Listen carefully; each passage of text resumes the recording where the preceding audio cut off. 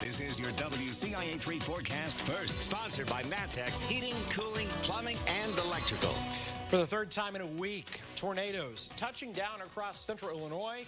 The good news is all of that has come to an end. The storm tracker Doppler looking a lot better than it did just a few hours ago when storms were rolling through parts of Christian and Shelby County and Effingham County into Moultrie County.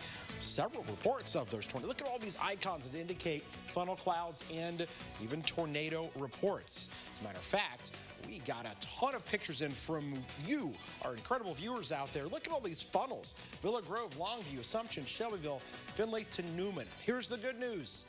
The severe weather threat is done here, at least for tonight. Things are going to calm down for us. It is going to get a little cooler, though. We'll talk about that and more live from Assumption, where there has been some tornado damage, with our team coverage coming up. WCIA 3 News starts right now.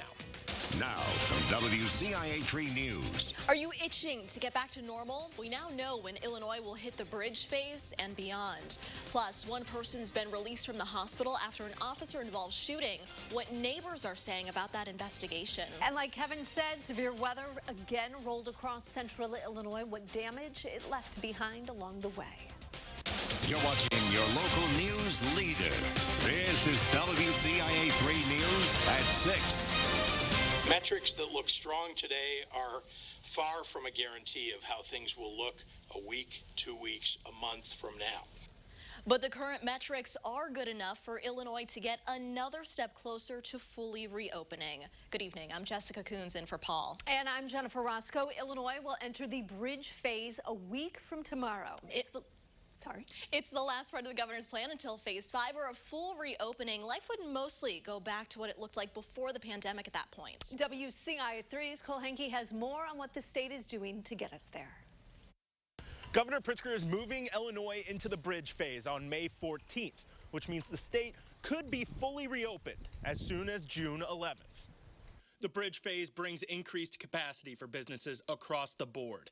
It is supposed to last 28 days, but the governor warned he could delay a full reopening if needed. Folks, this pandemic is not over. But if we're going to truly end it, we have to make sure that we don't see another surge in the virus. And the best way to do that is for everyone to get vaccinated. The full reopening of the state could be delayed if there is an increase in hospitalizations or a decrease in ICU bed availability. In order to keep those numbers down, the governor is allowing physicians to give the COVID vaccine at routine doctor's visits. The FDA could soon make a ruling on when children under the age of 16 could also be eligible for the vaccine. Reporting in Springfield, I'm Cole Henke, WCIA 3, your local news leader.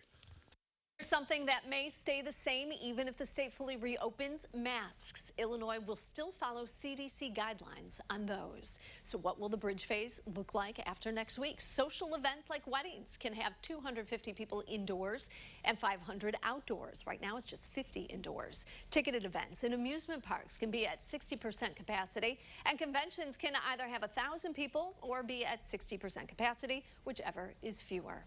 There are almost 1,800 new cases of COVID statewide. Another 40 people have died.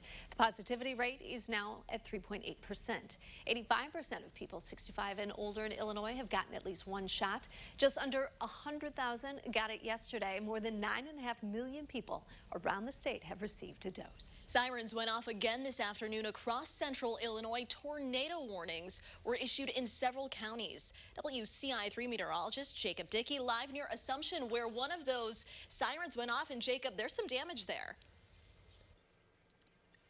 Yeah, this tornado touched down just after 2 o'clock. It hit the Kemmerer Village, which is a Presbyterian-based children's home in the north side, to the south of Assumption, I should say. The tornado came through the north here. You can see some of the damage in front of me here, and we've also got some video of that damage. The first sights of the tornado coming, where there were trees blown in different directions, and then the wall of the original home, the original orphanage home here, was actually pulled away a bit. There's some holes in it and some roof damage across here as far as it goes. The tornado tornado itself swept through very quickly. No injuries on site, though there will be some damage to clean up here in the days to come here. I did speak to the executive director. We'll get to hear from her coming up tonight on the news at 9 and 10. The good news, though, cleanup underway, and there is help coming. They've had many people reach out to volunteer for cleaning up. We'll have more on the damage and the impacts here in Assumption coming up later on in the show. Reporting in Assumption, I'm WCIA 3 meteorologist Jacob Dickey. All right, thanks for that report, Jacob. This is a follow-up. An officer was released from the hospital after being involved in a shooting yesterday. It happened on 14th Street between Dean and Greenwood Cemetery Road in Tilton. WCIA 3's Jamie Mays is with us. Jamie, you talked to people who live nearby. What are they saying? Many people told me they are worried about safety. They're hoping for peace after what they described as a really scary evening. An officer is recovering after being involved in a shooting in Tilton. Neighbors say it was an unusual sight for the village. I was very shocked about it happening. And it's really been pretty quiet out here. But that changed Wednesday. There was heavy police presence around 14th Street.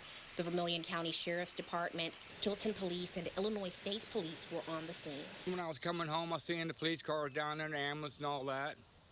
And I was very concerned about it, what was going on down there, what was happening down there. The village of Tilton says the officer is expected to be okay. When I hear anything about a policeman being hurt or being in an altercation, my heart just jumps. Illinois State Police says the suspect is still in the hospital. They have not released the details of what led up to the shooting, but people who live in the village say they hope people will continue to respect law enforcement. I believe the police are really having a hard time doing their job today. There are so many people that are down on them, and if they would just stop and think, what are we going to do if we don't have police to help us? Illinois State Police say they are continuing to investigate. Back to you. All right, Jamie, thank you. Here's an update. A Decatur man has been found guilty of murder. A jury returning that verdict this afternoon. Matthew Anderson shot and killed 18-year-old Curtis Hairston in 2019.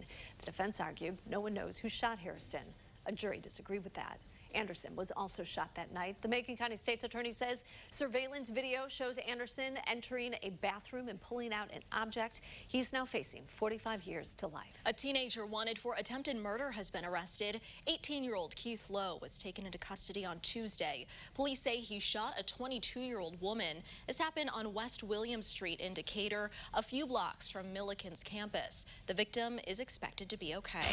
License plate readers are going up in one city, while they're installing many more cameras than expected. Also tonight. The vehicle's replaceable, person is not. It's a good reminder after an uptick in carjackings across the country and in central Illinois.